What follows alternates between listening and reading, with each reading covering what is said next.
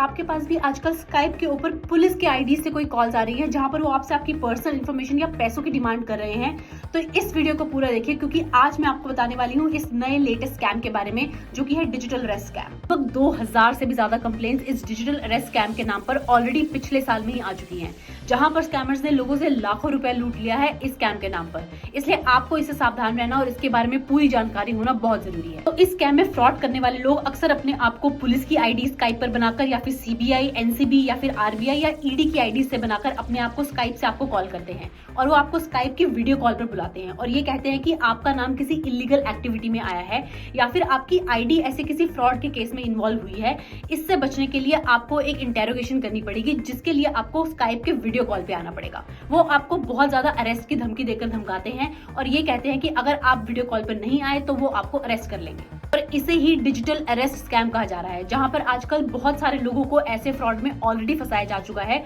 और उनसे लाखों के रुपए लूटे जा चुके हैं। और आप जानते हैं कि ये लोग ऐसे स्टूडियो से काम करते हैं जहां पर ये अपने पीछे की बैकग्राउंड को बिल्कुल एक ऑफिशियल रूम या फिर किसी पुलिस स्टेशन की तरह दिखाते हैं। वहां पर वो फेक यूनिफॉर्म पहनकर भी बैठ सकते हैं, उनके पास हैंड कफ्स भी होते हैं, यहाँ तक कि वो एक सर्विस रिवॉल्वर भी टेबल पर रखी हुई दिखाते हैं, जिससे कि आपको ये पूरी तरह अंदाजा हो जाए कि आप किसी गवर्नमेंट ऑफिशियल या फिर पुलिस वाले से ही बात कर रहे हैं और आप पूरी तरह उनकी बातों में आ जाए और एकदम से डर के जो वो चाहते हैं आप वो करते जाए। इसके बाद वो आपको ये ऑफर दे सकते हैं कि आपका नाम इस केस से निकालने के लिए आपको उन्हें कुछ पैसे देने पड़ेंगे और साथ ही साथ वो आपके पैन कार्ड या आधार कार्ड जैसी चीजें भी आपसे मांग सकते हैं इंटेरोगेशन के नाम पर, जिन्हें वो बाद में किसी भी तरह से मिसयूज कर सके।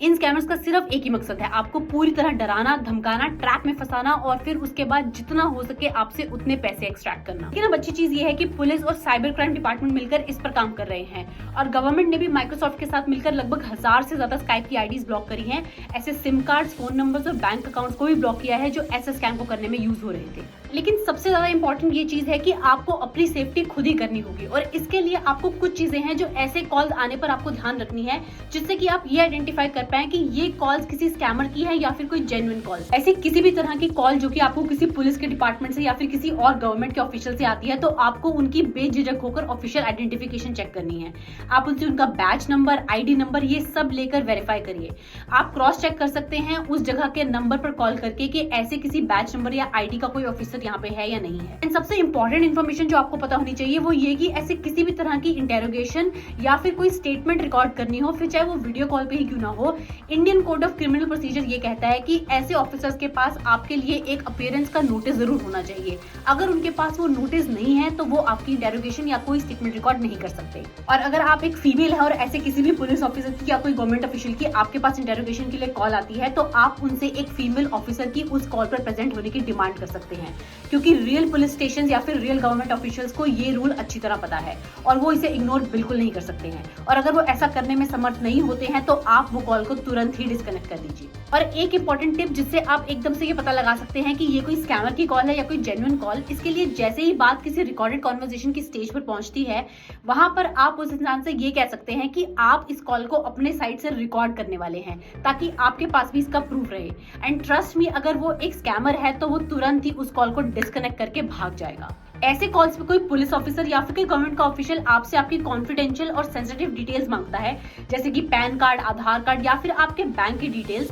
तो समझ जाइए कि ये एक फ्रॉड कॉल है, क्योंकि रियल ऑफिसर्स कभी भी ऐसी कोई डिटेल्स आपसे कॉल पे नहीं मांग सकते। इस तरह की किसी भी सस्पिशियस कॉल्स के आने पर बिल्कुल भी पैनिक मत करिए, अपने दिमाग को ठंडा रखिए और ये सब चीजों को ध्यान रख के ही स्टेप लीजिए। और अनफॉर्चुनेटली अगर आपसे कोई डिटेल्स शेयर हो भी जाती है या फिर आप कोई तरह का पैसे का लेन देन कर भी लेते हैं, तो उस केस में आपको तुरंत ही इसकी कंप्लेंट करनी चाहिए। इसके लिए आप अपने लोकल पुलिस स्टेशन में जाकर इसकी एफआईआर लिखवा सकते हैं और गवर्नमेंट के नेशनल साइबर क्राइम पोर्टल पर जाकर भी इसकी रिपोर्ट कर सकते हैं। साथ ही साथ एक और तरीका है जो कि है गवर्नमेंट का चक्षु पोर्टल, जहां पर ऐसे तरह के एसएमएस कॉल्स या फिर वीडियो कॉल्स के बारे में भी आप इसकी रिपोर्ट कर सकते हैं। और उसी के साथ साथ आप स्काइप पर जाकर भी उस पर्टिकुलर अकाउंट को वहां पर रिपोर्ट कर सकते हैं। गवर्नमेंट का ये चक्षु पोर्टल बहुत ही इफेक्टिव है ऐसे किसी भी ऑनलाइन स्कैम्स को रिपोर्ट करने के लिए और फटाफट से उसकी इन्वेस्टिगेशन शुरू करने के लिए। इसकी पूरी एक डिटेल्ड वीडियो आपको यहाँ से देखने को मिल जाएगी। अगर आपके साथ भी ऐसा कोई सिमिलर इंसिडेंट ऑलरेडी हो चुका है या आपके आसपास में किसी के साथ हुआ है, तो वो भी मेरे साथ कमेंट्स में जरूर शेयर करिए, क्योंकि हमारा एक ही मकसद है कि ऐसे इन्फॉर्मेशन को ज्यादा से ज्यादा लोगों को स्प्रेड करना